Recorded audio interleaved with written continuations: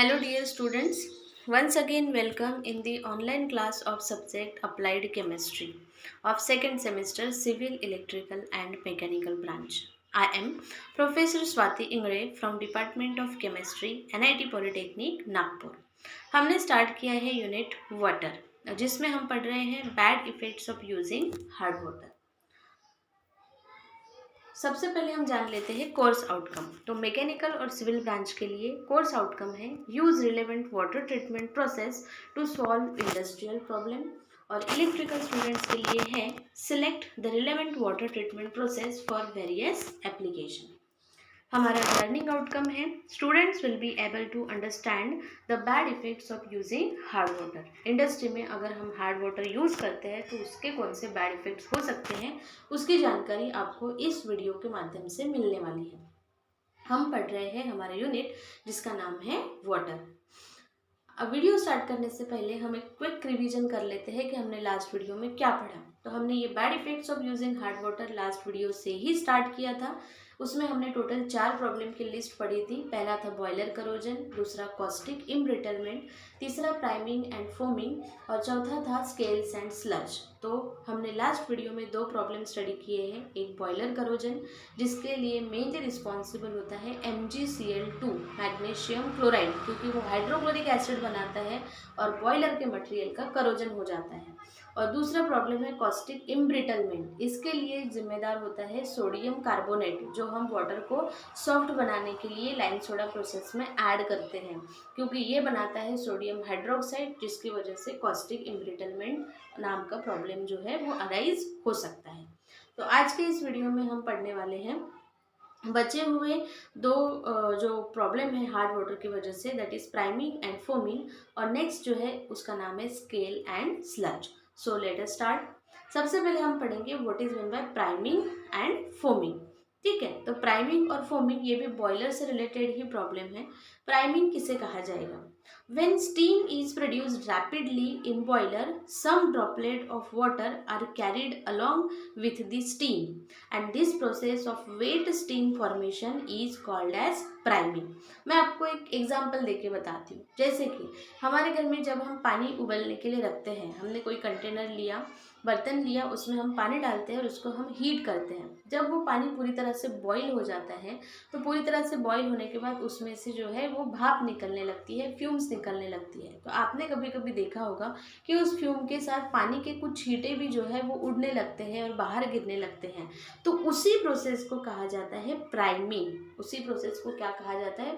Priming. यहाँ पे लिखा हुआ है this process of wet steam formation. यहाँ पे वेट का मतलब है गीला, वेट का मतलब क्या है? गीला। ठीक है, तो वेट स्टीम फॉर्मेशन जो है इसे कहा जाता है priming.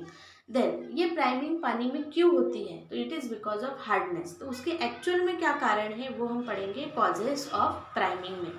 Presence of considerable quantities of dissolved salt. Dissolved salts are nothing but the hardness producing salts, जैसे कि calcium carbonate, calcium bicarbonate, calcium sulphate, calcium chloride, उसके बाद magnesium carbonate, magnesium bicarbonate, magnesium sulphate, magnesium chloride. तो ये salts की वजह से जो है वो प्राइमिंग हो सकती है। दूसरा सडन बॉइलिंग, एकदम हम ठंडा ठंडा पानी था, ठंडा वाटर था, एकदम कूल वाटर था और उसको हम एकदम से बॉईल कर देते हैं तो भी ये प्रॉब्लम अराइज होता है। हाई स्टीम वेलोसिटी, जब उसमें से निकलने वाली जो फ्यूम्स है, जो स्टीम उससे बन रही है उसकी वेलोसिटी बहुत ज़्यादा होती है, वो बहुत ही रैपिडली बनती है। तो ऐसी कंडीशन में भी वाटर के कुछ ड्रॉपलेट्स जो है वो स्टीम के साथ मिलके उड़ने लगते हैं। Then sudden increase in the steam production rate, एकदम ही अगर स्टीम का प्रोडक्शन का रेट जो है वो एकदम ही बढ़ जाता है, मतलब हमने एकदम ही हाई फ्लेम अगर कर दी तो स्टीम प्रोडक्शन जो है उसका रेट बढ़ जाता है, जिसकी वजह से प्राइमिंग जो है वो हो सकता है। Then priming can be avoided by, तो फिर प्राइमिंग को रोकने के लिए क्या मतलब उपाय योजना है? ये प्राइमिंग का सबसे बड़ा डिसएडवांटेज ये होता है कि प्राइमिंग होने की वजह से हम एग्जैक्ट ये जान नहीं पाते कि बॉयलर में कितना मतलब मात्रा में जो है वो वाटर की लेवल क्या है, और साथ में ही बहुत सारा वाटर जो है वो लिक्विड ड्रॉपलेट बन के वेस्ट हो जाता है। तो हम अगर कैलकुलेटेड क्वांटिटी में अगर हमें काम करना है कि पर्टिकुलर प्रोसेस के लिए हमें कैलकुलेटेड क्वांटिटी का वाटर चाहिए, तो स्टीम में ये वाटर जो है वो लॉस हो रहा है, तो हमारा जो प्रपोर्शन है उस प्रोसेस का वो बिगड़ सकता है। तो फिर ये प्राइमिंग को रोकने के लिए क्या उपाय योजना है? तो fitting the mechanical steam purifier. तो जब हम ये बॉयलर सेट करते हैं जिसमें ये पानी बॉईल होने वाला है, तो उसमें एक इंस्ट्रूमेंट आता है जिसको मैकेनिकल स्टीम प्यूरिफायर जो है वो कहा जाता है, जिसकी वजह से ये प्रॉब्लम जो है प्राइमिंग का ये पूरी तरह से सॉल्व हो सकता है। Controlling the rapid change in steam velocity, हम एक कंटिन्यूस हीटिंग जो है वो उसको करेंगे, कंटिन्यूस कांस्टेंट टेम्परेचर के ऊपर, कभी टेम्परेचर बढ़ा रहे कभी टेम्परेचर घटा रहे, ऐसे करेंगे तो उसकी वेलोसिटी बनने का रेट जो है वो कम ज़्यादा होगा और प्राइमिंग का प्रॉब्लम ज़्यादा होगा। तो उसको हम अवॉइड करने के लिए कंट्रोल रेट पे हम जो है वो प्रोसेस हमारा हीटिंग का करेंगे। मेंटेनिंग लो वाटर लेवल, बॉयलर को एकदम उसके ऊपर की सतह तक नहीं भरना है। अगर आप ऊपर की सतह तक भरेंगे तो 100% जो है वो प्राइमिंग का प्रॉब्लम आना ही आना है। तो बॉयलर को हमको एक प्रॉपर लेवल जो है उसके तक ही भरना है। And efficient softening of boiler water, ये जो प्राइमिंग है ये किस वजह से हो रही है? क्योंकि उसमें कुछ डिजॉल्व सॉलिड्स है। तो हम पहले ही क्या करेंगे, इन डिजॉल्व सॉलिड जो है जिसकी मतलब हार्डनेस प्रोड्यूसिंग सॉलिड्स है उसको हम पहले ही रिमूव कर देंगे, तो फिर ये प्राइमिंग का प्रॉब्लम नहीं आएगा। ये तो हो गया प्राइमिंग के बारे में। अब हम समझते हैं what is mean by foaming. तो फोम वर्ड से आप लोगों को समझ में आया ही होगा कि यहाँ पे किसका रेफरेंस आएगा। फोम का मतलब होता है झाग या बबल्स। तो देखते हैं कि फोमिंग की डेफिनेशन क्या है। Foaming is the formation of small but persistent bubble on the surface of boiler water। Foaming क्या है? तो फोमिंग में क्या होता है कि वाटर के सरफेस पर persistent मतलब ठहरने वाले, जल्दी ना फूटने वाले बबल्स जो है बनते हैं, तो उसे कहा जाता है फोमिंग, उसे कहा जाता है फोमिंग। अब हम देखते हैं कि ये फोमिंग मतलब इस तरह से होगा कि वाटर के सरफेस के ऊपर आप लोगों को दिखेगा कि कुछ बबल्स जो है वो फॉर्म हुए हैं, और ये बबल्स परसिस्टेंट है। परसिस्टेंट मतलब ये जल्दी फूटते नहीं हैं। तो what are the causes of foaming, ये फोमिंग क्यों हो रहा है? ठीक है, तो ये फोमिंग जो है ये फोमिंग प्राइमिंग की वजह से होता है, ठीक है ना, क्योंकि या फिर ये फोमिंग अगर हो गया तो इसकी वजह से प्राइमिंग जो है वो हो सकता है, मतलब पानी की छींटे जो है वो स्टीम के साथ निकलने लगते हैं। Due to the presence of organic matter like oil, alkali, fats in water. अगर पानी में क्या प्रेजेंट रहते हैं? ऑर्गेनिक मैटर, जैसे कि ऑयल मतलब तेल, अल्कली मतलब बेसिक सब्सटेंस, फैट्स अगर पानी में प्रेजेंट रहते हैं, तो जिसकी वजह से पानी में इस तरह से झाग जो है वो फॉर्म होता है और जिसे कहा जाता है फोमिंग। तो ये जो कुछ भी फोमिंग है इसका सबसे बड़ा डिसएडवांटेज ये होता है कि फोमिंग होने की वजह से ऊपर में पूरी झाग की लेयर बन जाती है, और हम ये जज नहीं कर सकते हैं कि बॉयलर में कितना वाटर है ना। कभी कभी हो सकता है कि पानी की लेवल एकदम ही कम हो जाए और ऊपर में पूरा का पूरा झाग ही बना रहे और हम कंटिन्यूसली हीटिंग करते रहे, है ना। तो जिसकी वजह से हमारा फ्यूल जो है वो भी बर्बाद होगा, उसके बाद हमारा समय भी जो है वो वेस्ट होगा। तो फोम फॉर्म होने की वजह से हम पानी की लेवल जो है वो जज नहीं कर सकते हैं। तो फिर इसके प्रिवेंशन क्या है, इसको हम रोक कैसे सकते हैं? तो हम फोमिंग को रोक सकते हैं by adding the anti foaming agents like castor oil and polyamide. अगर हम पानी में कैस्टर ऑयल और पॉलीअमाइड डालते हैं तो it works as a anti foaming agent, वो फोम बनने ही नहीं देंगे। Then removal of silica using the ferrous sulphate, अगर सिलिका प्रेजेंट है तो हम उसमें फेरस सल्फेट डाल के उस सिलिका को रिमूव जो है वो कर सकते हैं। Then removal of suspended matter like oil, grease by adding NaAl2O3। NaAl2O3 sodium aluminium oxide हम उसमें डालेंगे वाटर में, जिसकी वजह से जो भी सस्पेंडेड मैटर है जैसे कि ऑयल, ग्रीस, फैट्स जो हमने बोला उसको हम रिमूव कर सकते हैं। तो वो रिमूव करने के बाद कोई भी फोमिंग जो है वो वहाँ पे नहीं होगा और हमारा प्रॉब्लम जो है वो सॉल्व हो जाएगा। ठीक है, तो ये तो बात हो गई फोमिंग की। देन अब हमारा जो नेक्स्ट प्रॉब्लम है हार्ड वाटर की वजह से आ सकता है, सबसे मेजर वाला प्रॉब्लम है ये, जिसको नाम दिया गया है स्केल्स एंड स्लज, जिसे नाम दिया गया है स्केल एंड स्लज। तो हम पहले समझ लेते हैं कि स्केल किसे कहा जाता है और स्लज किसे कहा जाता है। तो स्केल जो है वो इस तरह से कुछ होते हैं, ये आप ये डायग्राम में देख सकते हैं। ये एक पाइप है और ये पाइप में से कंटिन्यूसली पानी जाते जा रहा है। पहले ये पाइप नया नया था, सिर्फ पाइप का मटेरियल ही यहाँ पे दिखाई दे रहा था, लेकिन यहाँ पे अभी ये पूरा वाइट कलर का ये डिपॉजिट हार्ड मटेरियल जो है वो फॉर्म हो गया है, और ये इतना हार्ड है कि वो इस वाटर के जो पाइप है इसकी वॉल को पक्के से चिपक गया है, उसको हम आसानी से निकाल नहीं सकते हैं, तो इसे कहा जाता है scale.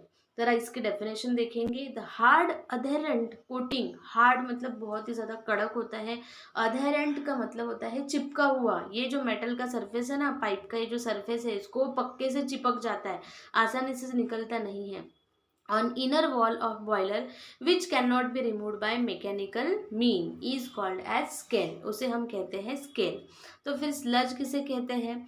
The soft and slimy precipitate, the soft and slimy precipitate in the boiler water which can be removed by the mechanical mean is called as sludge। जैसे कि ये आप ये पाइप्स दिख रहे हैं और ये पाइप में ये कुछ कीचड़ जैसा लगा हुआ है, ठीक है, तो ये सिंपली हम स्क्रैच करके या फिर पानी से अगर हम इसको थोड़ा फोर्सफुल वाटर से वॉश करेंगे तो ये निकल जाएगा।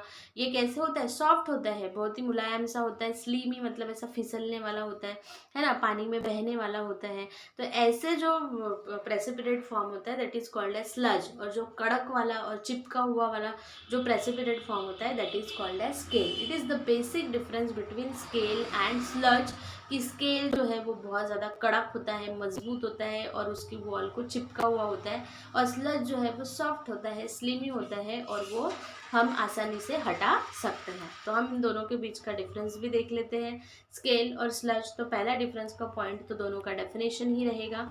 The hard and adherent coating on the inner wall of boiler which cannot be removed by mechanical mean is called as scale, जिसको हम आसानी से निकाल नहीं सकते हैं, बहुत ही हार्ड होता है और चिपका हुआ होता है, that is called as scale. The soft and slimy precipitate in the boiler water which can be removed by mechanical mean is called as sludge। जो सॉफ्ट होता है, स्लजी होता है और आसानी से हम उसको हटा सकते हैं, उसे कहा जाता है sludge. It is very hard and adherent, अगेन वही पॉइंट है ये। It is soft and slimy, then it is bad conductor of heat. ये जो कुछ भी स्केल होता है it is bad conductor of heat, मतलब उसमें से हीट बिल्कुल भी जा नहीं सकती। हम बाहर से वो बॉयलर को कितना भी हीट करते रहेंगे लेकिन उसके अंदर में जो पानी है वो पानी गर्म ही नहीं होगा, क्योंकि बीच में कौन रहेंगे? स्केल्स रहेंगे, जो बाहर की हीट को उसके तक पहुंचने ही नहीं देंगे। It is poor conductor of heat, ये जो स्लज होता है इसमें से भी हीट जो है वो बहुत ही कम मात्रा में जो है वो पास होती है। देन स्केल्स जो है वो कहाँ पे बनते हैं? It is form on inner wall of boiler metal in contact with water. ये बॉयलर के अंदर साइड के मटेरियल पे बनता है जो वाटर के कांटेक्ट में होता है। Then it is form on cooler parts like bends and joints of the boiler. और स्लज जो है वो तो जो थोड़े से कूलर पार्ट होते हैं, वैसे तो बॉयलर पूरा हीटेड कंडीशन में ही होता है, लेकिन एज कम्पेयर टू उसकी मेन बॉडी जो वॉल होते हैं जहाँ पे बेंड्स होते हैं, कुछ टी पॉइंट्स होते हैं, उस जगह पे मेनली क्या बनते हैं? स्लज बनते हैं। ठीक है, ये डायग्राम से आप लोग समझ पाएंगे। ये स्केल का डायग्राम है, ये बॉयलर का सपोज जो है वो मटेरियल है, थोड़ा सा जूम कर लेते हैं हम, ठीक है। तो ये बॉयलर में रखा हुआ है वाटर और ये यहाँ पे इसके बॉयलर के मटेरियल को चिपका हुआ हार्ड एंड अधेरेंट क्या है? स्केल है। लेकिन जब हम इसका देखते हैं स्लज का डायग्राम देखते हैं, तो स्लज का डायग्राम कुछ इस तरह से है। ये जूम करके हम देखेंगे, ये बॉयलर का मटेरियल है, ये उसको चिपक के नहीं है, ये वाटर में इस तरह से तैरते रहता है, स्लीमी इसीलिए हम इसको कहते हैं, ये तैरते रहता है और इसे कहा जाता है स्लज। तो ये हो गया है स्केल एंड स्लज, ठीक है। तो स्केल एंड स्लज जो है उसको हटाने के लिए सबसे आसान तरीका यही होता है कि वाटर में ये स्केल और स्लज किस वजह से फॉर्म हो रहा है? क्योंकि वाटर हार्ड वाटर है।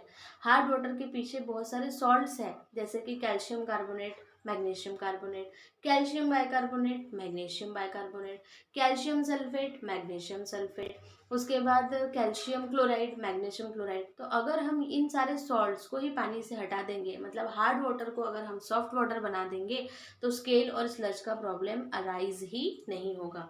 तो इसीलिए हम नेक्स्ट आने वाले वीडियोस में पढ़ने वाले हैं वाटर सॉफ्टनिंग मेथड, कि पानी को पूरी तरह से हार्ड वाटर को सॉफ्ट बना दो और उसी के बाद उसको बॉयलर में यूज़ करो, तो ना तो स्केल एंड स्लज फॉर्मेशन होगा, ना ही प्राइमिंग एंड फोमिंग होगा, ना ही बॉयलर करोजन होगा और ना ही कॉस्टिक इम्ब्रिटलमेंट जो है वो होगा। तो हम अब देखते हैं समरी कि आज आपने क्या सीखा। तो bad effects of using hard water in boiler causing the priming and foaming. Priming कैसे होता है, फोमिंग किसे कहते हैं, और साथ में ही आपने पढ़ा स्केल एंड स्लज किसे कहते हैं और उसके बीच का डिफरेंस क्या है।